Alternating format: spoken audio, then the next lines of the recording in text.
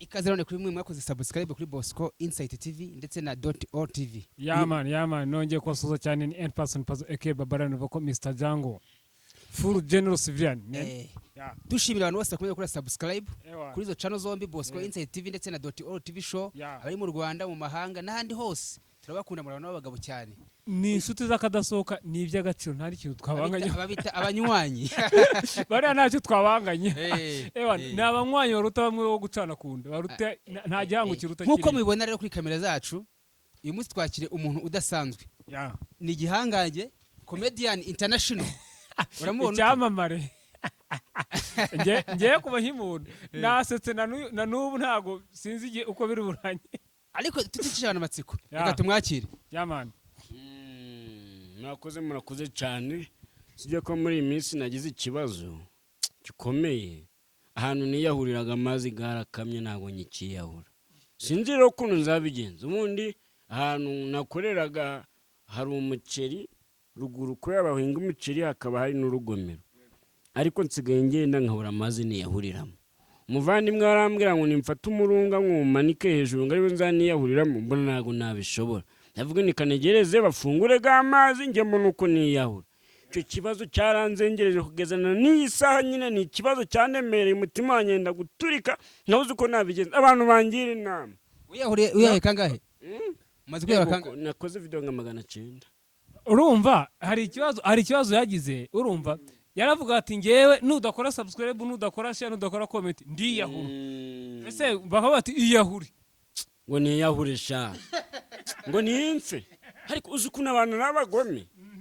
buriya cokoza bose naga ari kimwe hari abamfashije ngera ku rwego nshaka nubwo wenda natari narugeraho neza urwo nshaka gushikira ariko hari abana b'imbwa abagome mwa nuko uzaba bana b'imbwa ndi kuvuga ni wa muntu rero video y'umuntu cyangwa n'imbwa z'abana n'imbwa z'abana cyane abana b'imbwa oya hari umuntu reba video yawe nta nakore ku kareke so umuntu ibaze reba gufata video uzanye mu cameraman washoye urasohora mega ubateguriye ikintu abantu baraza kuza kureba sozi ngo cyarebwa gutya washoye amafaranga ugikubiseho umuntu yarakirebye ari kugira ngo abone ko gifitemo imbaraga nyinshi cyagiyemo imbaraga z'amafaranga n'ubushobozi n'ubutwari no kwihangana ahubwo warakirebye arizamuki so umuntu bamubwira ngo iki buriya rero reka nkubwire ikintu ngewe hari njya nkukurikira cyane mbona abantu aba content creator byongeho aba comedian hari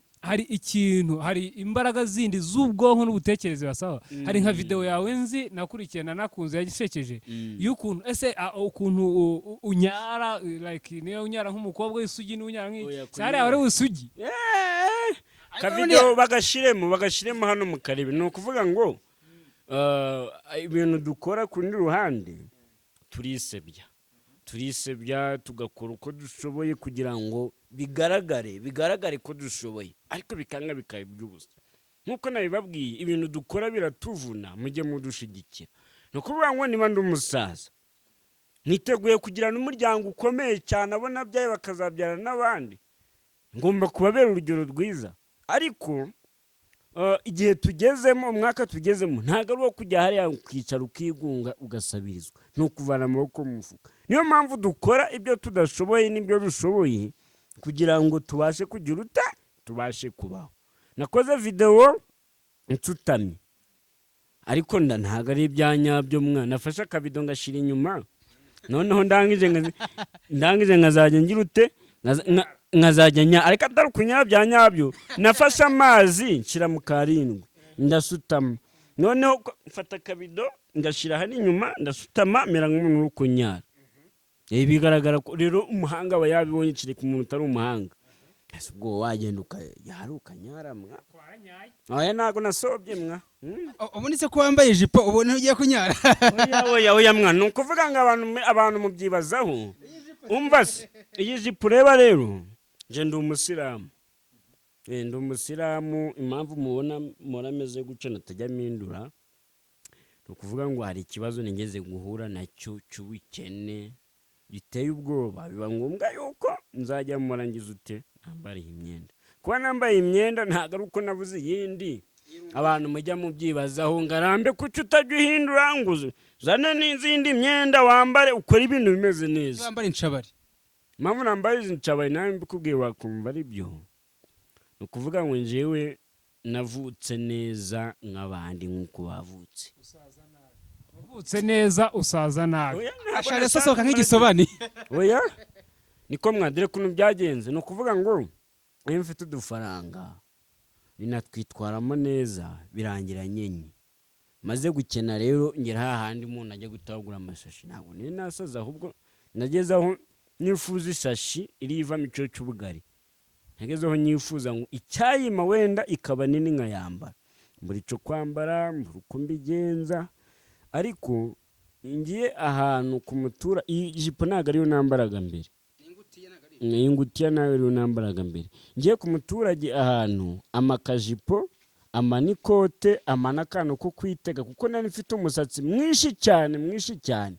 Amanakano ko kwitega arambwira babambaye gucirika kwambara ubusa. Rero imyenda nibutse ikintu kinini cyane. Tutazapfa kigize ute kibagiranye muri ngewe. Hano mukire wawe ngo yaje. Ende Apotre. Kumwirengagiza se ntumuzi. Mana nyiringabo umuntu bita Prophète Joshua Levoya utiye mu mashini. Nyiri kirombe cy'amafaranga. Le titre Jarmi niwe muntu gufite amafaranga ku isi. Ariko ku rundi ruhande yaradusebeje. Prophète Joshua waransebeje abantu babyumve. Prophète Joshua mwacyaje yatangaga amafaranga. Yarambwiye ngo nkore video ngo nirebwa n'abantu benshi. Ngo baraza kuza kuma 500 ngo byo kugura kamera. Nombaze yo kamera ari kugura.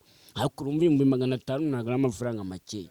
Prophète Joshua arambwira ngo nkore video, iyo video nimara kwikora abantu bakayibona azahita tsunikira ya mafaranga. Urumva abikora mu buryo bwo gufasha abantu kuri ruhande yamamaza n'izina rye kugira ngo bamufurowing. Tayari nkora video irarebwa, iya kabiri irarebwa, irenza n'umubare yambwiye.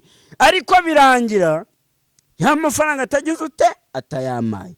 Bamwe bakanyandikira inbox warasebye, abandi bakavuga ni rero ngarambe umuntu wawe yakenye dufaranga ejo bundi yahaye Jackie yagiye kuguza mu kibinda ini asigaye ruheru.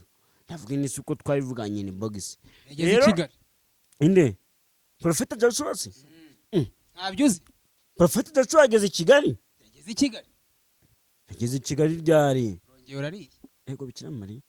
Ose yangera hose sha. Ubu yageze Kigali? Yahageze. Prophète Joshua niba yageze Kigali mu mubwire ngo yakamera bimye ngarambe. Ariko ni mukade mufata nk'umusabizi. Niba twe turi mu kazi. Kara akazi twe turi gukora. Twe turi kwamamaza umuntu nkuko yari yabidutegetse. Abantu bamumenye kandi baramumenye. Rero zira video twakoraga ni mugire ngo bamwe bavuga ngo turugucinya inciro bandi ngo turakenye ntago dukenye. Ukira aho ngaho abantu benshi barebye ba benda biziringa mu Rwondo, barebye abantu nyire baravuga ngo noneho bigeze urumva aba creator bo mu Rwanda. Prophète Joshua yabagize abasazi, yabagize ibiri marima aho kugera umuntu w'umugabo agera akivuruguta mu iso nk'ingurube. Ese koko yari amafaranga yabibakoreshaga cyangwa ahubwo wenda harimo n'urukundo cyangwa n'ikindi kintu? No kuvuga ngo byanga byakunda iki kibazo cyawe cyaremeye ari kuri kanyisubize.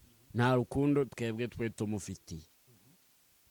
Wenda urukundo kwe tumufitiye ku ruhande n'urw'amafaranga. Prophète Joshua si nta rukundo tujya tuvugisha ukuri nanone tujye kubica ku ruhande. Yego ukunda mugenzi wawe nta kibazo. Ariko ku rundi ruhande ntago kwe tumufitiye urukundo rawo ngaho rurimbanyuje. Gusa twamukundiraga rwa rufaranga bwe nubwo rwaze kuza gushira. Ariko kwe turi mu kazi. Umukiri cyo mupfana n'amafaranga nta kazi. Rero igihe karangiye nta kintu mamupfana. Nicyo bishatse rero kuvuga. Ngo arayaguhaye.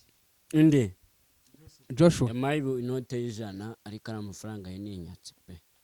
Kandi amafaranga asenge yavuye ku munyamugisha. Ari amafaranga yegavuye ku munyamugisha ariko ikibazo nuko ari amafaranga ye ajya kuyatanga abantu bose babimenye. Abanza kuyamamaza no kuyavugira kugira ngo babimenye bose. Ijana bamaye. Abantu baramamagaye ari benshi. Baguhaye amafaranga. Umwe muha 50, undi muha 10, undi muha 20. Ntabwo n'ikoti. Ikada wa wamugani abanyarwanda bazarebe barebe ukuntu bangurira agakote izi nyabaganga wambaye abanyarwanda bazarebye ukuntu bagura agakotera ikindi kintu bajya bavuga yuko abantu benshi bavuga ko hari abakire bava hanze bakaza mu Rwanda bakagaragaza ko bafite amafaranga urugero nka Badrama nawe yaje ameze nka Prophet Joshua umuntu wiza kuza mu Rwanda mu muziki w'u Rwanda nubwo yaje kujya kontre n'u Rwanda witwa Badrama azashinga inzu y'umuziki agira ibiki ariko nyuma agenda bavuga ko yakeneye anatindaye Prophet Joshua nawe azana amafaranga bati ayanyanyiza mu ba content creator abanyanyiza mu nyamuziki ayanyanyiza gutyo urumva ariko bavuga ko yatindaye urarengereye ntabwo bafata Badrama ngo mugereranye na Prophet Joshua oya ni kuvuga ngo Prophet Joshua umurebye kuriya ni umunyarwanda afasha abanyarwanda gusa icya mbere ariko Badrama nubwo yari umunyarwanda akaza kuza gukora amabi kugira ngo mujya mubibona amavideo yirirwa akora asebya u Rwanda kandi aho rwavuye naho rugeze